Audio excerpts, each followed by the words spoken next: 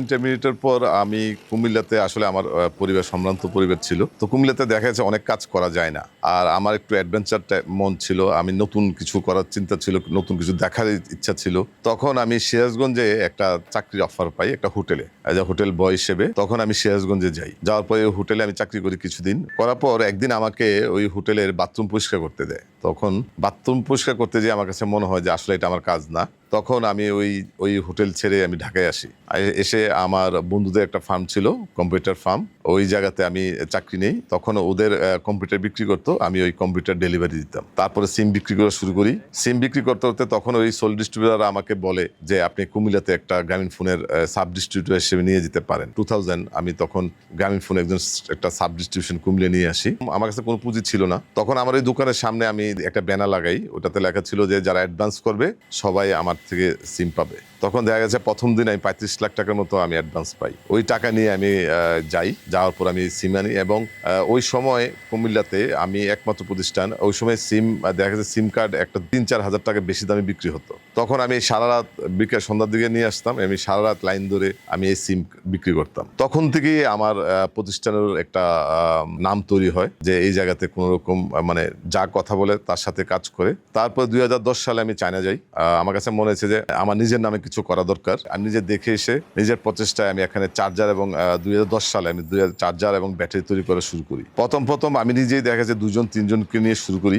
প্রথম অনেক পণ্য দেখা যায় আমরা তৈরি করতে যে নষ্ট হইতো, ঠিক হইতো না। আমি এগুলোকে আবার নতুন করে করার চেষ্টা করতাম। করতে করতে দেখা গেছে যে আমরা একটা সময় চার্জার এবং ব্যাটারি বানানো রপ্ত করে ফেলি। তখন আমার 2-3 জন দিয়ে আমি শুরু করি। এখন আমার মোবাইল চার্জার এবং ফ্যাক্টরিতে প্রায় 1000 খানিক লোক, এবং সবকিছু মিলিয়ে আমার প্রায় 1700 মতো শ্রমিক আমার এখানে কাজ করে। আপনারা আমাদের সবগুলো ফ্যাক্টরি অলরেডি ভিজিট করেছেন এবং এখন দেখতেও পাচ্ছেন যারা কাজ করছে বলা যায় 90%ই হচ্ছে মেয়ে। আর একটু ভালো করে বলা যায় যে আসলে নারী শ্রমিক। হালিমার নামকরণটা যেমন একজন নারীর নামে, তেমনি এখানে যারা কাজ করছে তাদের অধিকাংশই হচ্ছে নারী। প্রথম দিকে আসলে অনেকটা চ্যালেঞ্জই ছিল প্রশিক্ষণ দেওয়ার আগে, কিন্তু প্রশিক্ষণ দেওয়ার সময় দেখা গেল যে একটা পুরুষ কর্মীর চেয়ে একজন নারী কর্মী অনেক বেশি মনোযোগী। একসময় দেখা গেছে তারা করতে করতে অভ্যস্ত হয়ে গেছে এবং তারা খুব দ্রুতই সেই কাজটিকে পুরোপুরি শেষ করতে পারে, যেটা আসলে ওই চ্যালেঞ্জের কথা এখন আর আমাদের অতটুকু মাথায় আসে না, যে যেহেতু ওরা দক্ষ হয়ে গেছে। আসলে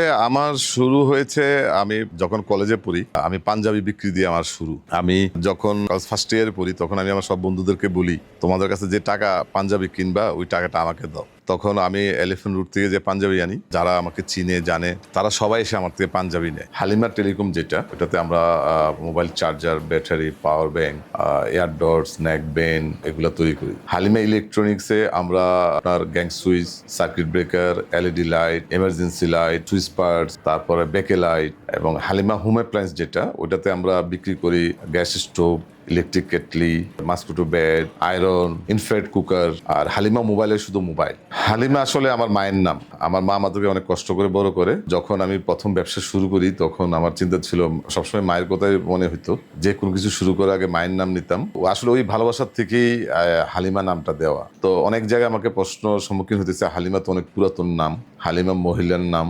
তো আমাকে অনেকেই বলছে যে আপনি কি নামটা চেঞ্জ করা যায় কিনা, কিন্তু আমি কখনো নাম চেঞ্জ করার ব্যাপার চিন্তা করি না, যেহেতু এটা আমার মায়ের নাম। প্রথম আমাকে কষ্ট করতে হয়েছে এই নাম নিয়ে, কিন্তু দেখা গেছে যে একটা সময় আমি মোবাইল এক্সচেঞ্জে 1 নাম্বার প্রতিষ্ঠানে পরিণত হয়েছি। আমি কুমিল্লার সন্তান, আমি কুমিল্লাতেই বড় হয়েছি। তো আমি যখন বিজনেসটা শুরু করি কুমিল্লাতেই শুরু করি, এবং আমার সবসময় একটি চিন্তা ছিল যে সবাই যদি ঢাকায় যায়, সবাই যদি ঢাকাতেই সবাই ভালো কিছু করে, তাহলে এই মফস্বল শহরগুলোর কি হবে। আসলে ওই চেতনা, ওই চ্যালেঞ্জ থেকে আসলে আমাকে কুমিল্লা প্রতিষ্ঠানগুলো করা, যদিও এটার জন্য আমাকে অনেক চ্যালেঞ্জ নিয়েছি এবং নিতে হচ্ছে। আমরা বাংলাদেশের প্রথম 2010 সাল থেকেই মোবাইল হ্যান্ডসেট ব্যাটারি উৎপন্ন শুরু করি।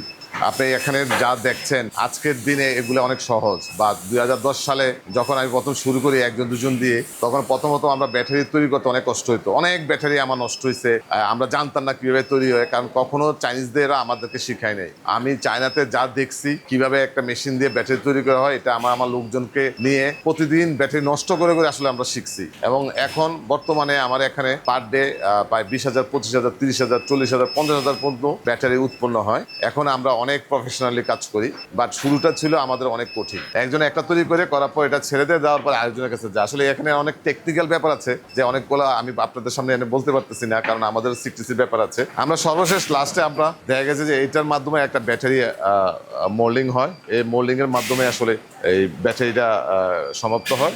তারপর আমরা চেক করি, চেক করার পর আমরা প্যাকিংয়ে চলে যাই। এটা অনেক হাই ক্যাপাসিটি চার্জার, কিন্তু এই হাউজিং আমরা আমাদের কুমিল্লার যে ফ্যাক্টরি আছে আলাদা ফ্যাক্টরি, এটাতে তৈরি করার পর এটাতে আমরা এখানে দেখতেছেন যে আমাদের কোম্পানির লোগো এবং এটার যে আপনার ওয়ার্ড আছে বা এটার যে ডেসক্রিপশন স্পেসিফিকেশন আছে, এগুলো আমরা এখানে দিচ্ছি। আসলে এখানে অনেকগুলো চার্জার আপনারা দেখছেন, বাট এই প্রত্যেকটা চার্জারকে আমরা ডায়াগনোসিস করি। এই চার্জার যদি তৈরি করতে কোনো প্রবলেম থাকে তাহলে আমাদের কম্পিউটার স্ক্রিনে দেখায়, দেখেন যে এটাতে প্রবলেম, এই যে এটার মধ্যে চলে আসছে এখানে প্রবলেম কি আছে। তো এটার মাধ্যমে আসলে আমরা এটা ইন্টারন্যাশনাল একটা ফরম্যাট, এই ফরম্যাটের মাধ্যমেই আমরা আমাদের সবগুলো চার্জার টেস্ট করে থাকি।